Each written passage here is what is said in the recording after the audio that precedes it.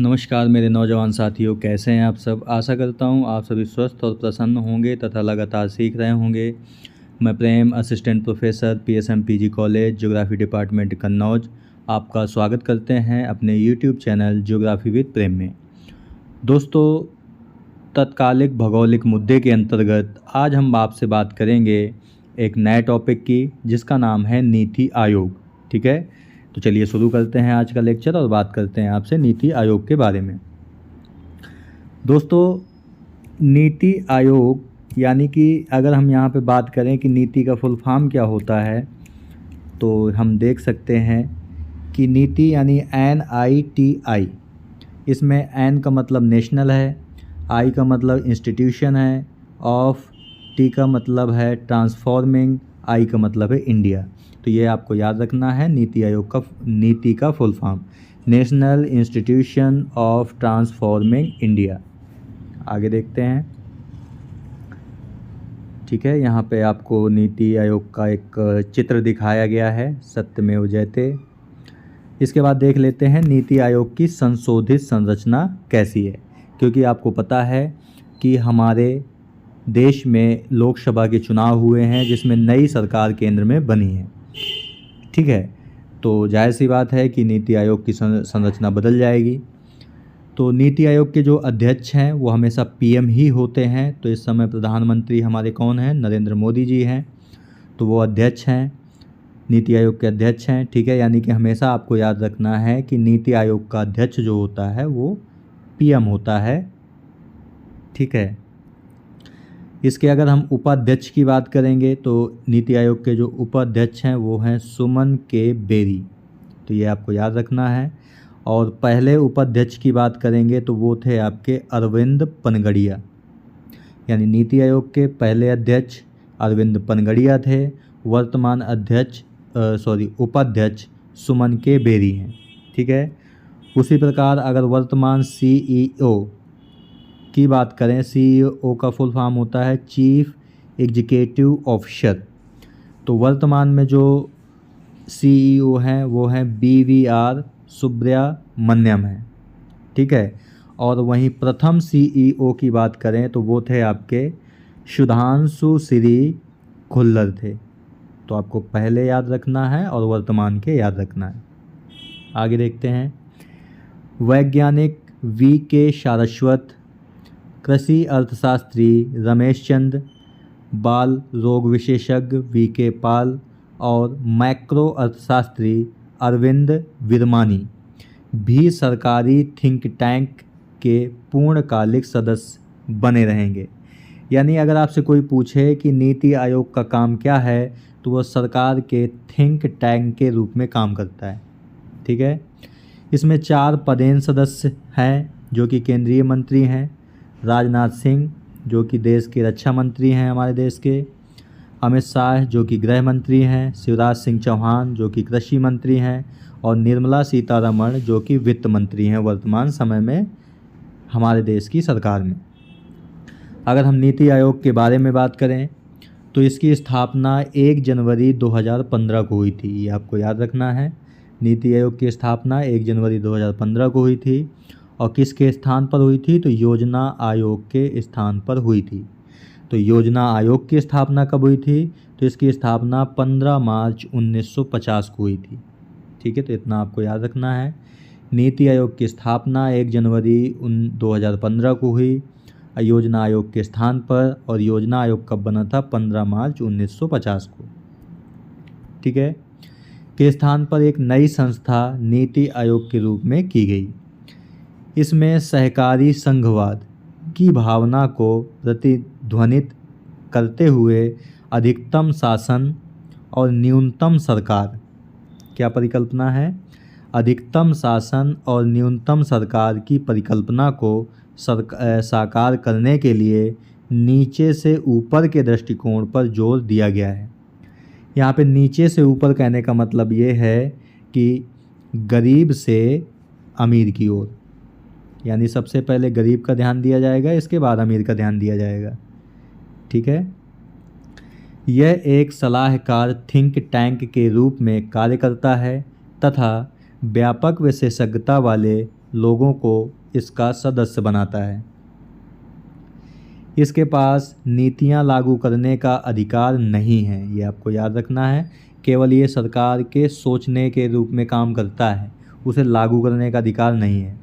और इसके पास धन आवंटित करने का अधिकार भी नहीं है, यानी ये केवल सोचता है और सरकार को सलाह देता है, आप ऐसे समझ सकते हैं। ना तो नीति लागू कर सकता है, ना धन का आवंटित कर सकता है। इसके अगर मुख्य उद्देश्य की बात करेंगे तो राज्यों के साथ सतत आधार पर संरचित समर्थन पहलों और तंत्रों के माध्यम से सहकारी संघवाद को बढ़ावा देना। सहकारी संघवाद हमने अभी आपको बताया कि अधिकतम शासन न्यूनतम सरकार, यह स्वीकार करते हुए कि मजबूत राज्य की ही मजबूत राष्ट्र बनाते हैं। ग्राम स्तर पर विश्वसनीय योजनाएं तैयार करने के लिए तंत्र विकसित करना, इन्हें सरकार के उच्चतर स्तरों पर उत्तरोत्तर स्वीकृत करना, यानी कि योजनाएं बनाना और योजनाएं बनाने के बाद सरकार से पास कराना इसका प्रमुख काम है। हमारे समाज के उन वर्गों पर विशेष ध्यान देना जो आर्थिक प्रगति से पर्याप्त लाभ न मिलने के जोखिम में हैं, यानी गरीब वर्ग।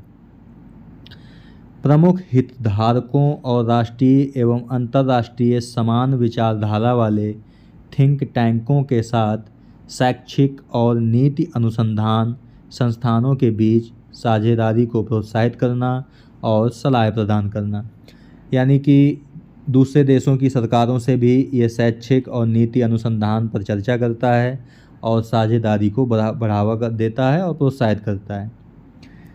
राष्ट्रीय और अंतर्राष्ट्रीय विशेषज्ञों, अन्य भागीदारों के सहयोगी समुदाय के माध्यम से ज्ञान, नवाचार और उद्यमशीलता सहायता प्रणाली का निर्माण भी करना थिंक टैंक का, यानी कि नीति आयोग का प्रमुख काम है। अब देखते हैं कि नीति आयोग के द्वारा कुछ प्रमुख पहलें जो इसके द्वारा शुरू की गई हैं। पहले नंबर पर है SDG इंडिया इंडेक्स। SDG का मतलब है sustainable development goal India index. NITI Aayog SDG India index 2023-24 सांख्यिकी और कार्यक्रम कार्यान्वयन मंत्रालय यानी MOSPI के राष्ट्रीय संकेतक ढांचे यानी NIF के साथ संरेखित 113 संकेतकों पर, कितने संकेतकों पर ये आपको याद रखना है, 113 संकेतकों पर सभी राज्यों और केंद्र शासित प्रदेशों की प्रगति का मूल्यांकन करता है। यानी नीति आयोग जो SDG इंडिया इंडेक्स जारी करता है उसमें 113 संकेतक हैं, जिसके आधार पर राज्य और केंद्र शासित प्रदेशों की प्रगति का मूल्यांकन करता है। यह प्रत्येक राज्य और केंद्र शासित प्रदेश के लिए 16 SDG के लिए स्कोर की गणना भी करता है। इसके बाद दूसरी पहल है समग्र जल प्रबंधन सूचकांक, जिसे नीति आयोग ने 2018 में लॉन्च किया था और लगातार इसे जारी करता है। इसके बाद है अटल नवाचार मिशन, इसे नीति आयोग ने 2016 में लॉन्च किया था। और इसके उद्देश्य की बात करें यानी किसके, अटल नवाचार मिशन के, इसका उद्देश्य है स्कूलों, शैक्षिक संगठनों, अनुसंधान संस्थानों, MSME सहित उद्योगों में नवाचार और उद्यमिता का माहौल बनाना और उसे प्रोत्साहित करना इसका प्रमुख उद्देश्य है। इसके बाद आकांक्षी जिला कार्यक्रम, जिसे नीति आयोग ने 2018 में लॉन्च किया था और इसका प्रमुख उद्देश्य था सतत विकास लक्ष्यों को स्थानीय बनाना जिससे राष्ट्र की प्रगति हो सके। आकांक्षी जिला कार्यक्रम का ये उद्देश्य था। अगली पहल थी 75 वर्ष में नए भारत के लिए रणनीति बनाना, और ये कब लॉन्च किया था, 2022-23 में लॉन्च किया था। इसके बाद है अमृत पोर्टल, जिसे 2021 में लॉन्च किया गया नीति आयोग के द्वारा। और इसके उद्देश्य की बात करें अगर हम, तो अमृत का उद्देश्य है EV ईवी का मतलब है इलेक्ट्रॉनिक व्हीकल, ठीक है, के बारे में जागरूकता बढ़ाने और उपभोक्ताओं को इलेक्ट्रिक वाहनों, ईवी का मतलब इलेक्ट्रिक वाहनों पर स्विच करने के लाभों के बारे में जागरूक करने के लिए सरकार की पहलों को पूरा करना। यानी जैसे आज हम डीजल और पेट्रोल से चलने वाले साधनों का उपयोग ज़्यादा करते हैं, तो ये अमृत पोर्टल लॉन्च किया गया था कि लोगों को इलेक्ट्रिक वाहनों के प्रति जागरूक किया जाए। अगर हम आगे की राह की बात करें तो योजना का विकेंद्रीकरण, लेकिन पंचवर्षीय योजना ढांचे के अंदर। नीति आयोग समय के साथ परिवर्तन के एजेंट के रूप में उभर सकता है तथा शासन में सुधार लाने तथा सार्वजनिक सेवाओं की बेहतर पहुंच के लिए नवीन उपायों को लागू करने के सरकार के एजेंडे में योगदान दे सकता है। नीति आयोग देश में उत्कृष्ट कार्य नैतिकता के साथ कुशल, पारदर्शी, नवीन और जवाबदेह शासन प्रणाली का प्रतिनिधि बना हुआ है। ठीक है, तो दोस्तों आज की वीडियो में यहीं तक। आज हमने बात की आपसे नीति आयोग के बारे में, इसका फुल फॉर्म देखा, इसके अध्यक्ष, उपाध्यक्ष और CEO के बारे में बताया कि वर्तमान में कौन है और पहले कौन थे। इसके अलावा नीति आयोग के बारे में देखा कि इसकी स्थापना 1 जनवरी 2015 को की गई योजना आयोग के स्थान पर, और योजना आयोग की स्थापना 15 मार्च 2050 को हुई थी। इसके बाद इसके प्रमुख उद्देश्यों को हमने देखा और नीति आयोग के द्वारा चालू की गई प्रमुख पहलों के बारे में देखा, जिसमें था SDG इंडिया इंडेक्स, समग्र जल प्रबंधन सूचकांक, अटल नवाचार मिशन, आकांक्षी जिला कार्यक्रम, 75 वर्ष में नए भारत के लिए रणनीति, अमृत पोर्टल, और इसके बाद हमने आगे की राह क्या होनी चाहिए इसके बारे में भी हमने आपसे देखा। ठीक है दोस्तों, तो दोस्तों आज की वीडियो में यहीं तक। PDF आपको वीडियो के डिस्क्रिप्शन बॉक्स में और पहले कमेंट में उसका लिंक मिल जाएगा, जहां से डाउनलोड करके आराम से पढ़ सकते हैं आप। तो मिलते हैं आपसे नेक्स्ट वीडियो में एक नए टॉपिक के साथ। तब तक के लिए नमस्कार। आप प्रसन्न रहिए, खुश रहिए, मुस्कुराते रहिए और लगातार सीखते रहिए, कभी अपने लिए तो कभी अपनों के लिए। धन्यवाद। जय हिंद दोस्तों।